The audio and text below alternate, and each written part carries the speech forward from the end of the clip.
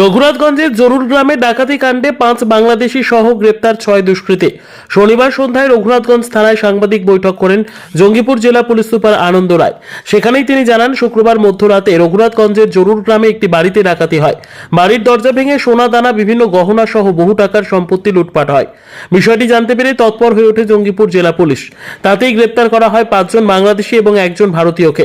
তাদের কাছ থেকে বাজেয়াপ্ত করা হয় মোবাইল, ডাকাতি করার সরঞ্জাম। দুষ্কৃতীরা বাংলাদেশ থেকে এসে বহরমপুরে একটি জায়গায় ভাড়া ছিল বলে প্রাথমিকভাবে জানতে পেরেছে পুলিশ। রবিবারই ধৃতদের আদালতে পাঠিয়ে ডাকাতির সঙ্গে আর কে কে জড়িত রয়েছে তার তদন্ত করে দেখবে জঙ্গিপুর জেলা পুলিশ। পাশাপাশি আর কোনো প্ল্যানিং রয়েছিল কিনা তাও খতিয়ে দেখা হচ্ছে বলে জানিয়েছেন জেলা পুলিশ সুপার। ব্যুরো রিপোর্ট, দিনরাত স্টার নিউজ। গতকাল রাতে 12টা থেকে 12:40 নাগাদ একটা ডাকাতি হয় জরুর গ্রামে। তো কিছু অর্নামেন্টস 7.5 ভরি সোনা আর কিছু টাকা ওরা লুট করে নিয়ে যায়। প্রথমে ওরা দরজা ভাঙে, দরজা ভেঙে ওভার পাওয়ার করে, হাত পা বেঁধে লুটপাট করে নিয়ে চলে যায়। অ্যাকর্ডিংলি আমরা খবর পাই, তারপরে আমাদের ইনভেস্টিগেশন চালু হয়। 6 জনকে মোট অ্যারেস্ট করা হয়েছে, 5 জন বাংলাদেশি, 1 জন ইন্ডিয়ান। এরা কি ডেরা বেঁধেই এখানে ছিল? এরা বহরমপুরে একটা বাড়ি লাস্ট দুদিন ধরে ভাড়া করে ছিল, এটা পাওয়া গেছে এখন প্রাইমারি ইনভেস্টিগেশনে।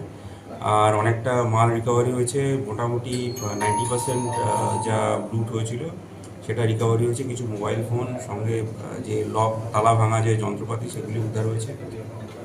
আপনার সামনে দেখতে পাচ্ছেন। বাংলাদেশ থেকে সেখানে ডাকাতি করছে, এটা কি কিভাবে দেখছেন? নতুন বেশ ব্যাপারটা, তাই নয়? আমরা সব অ্যাঙ্গেল খতিয়ে দেখছি। কতদিন থেকে এখানে ছিল?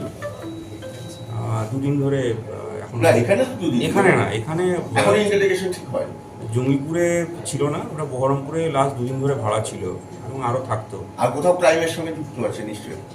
আমরা তদন্ত করে দেখছি। শোনা যাচ্ছে যে বিভিন্নভাবে ফেরি চলছে, এখন এই মুহূর্তে অত ডিটেলস বলা সম্ভব না।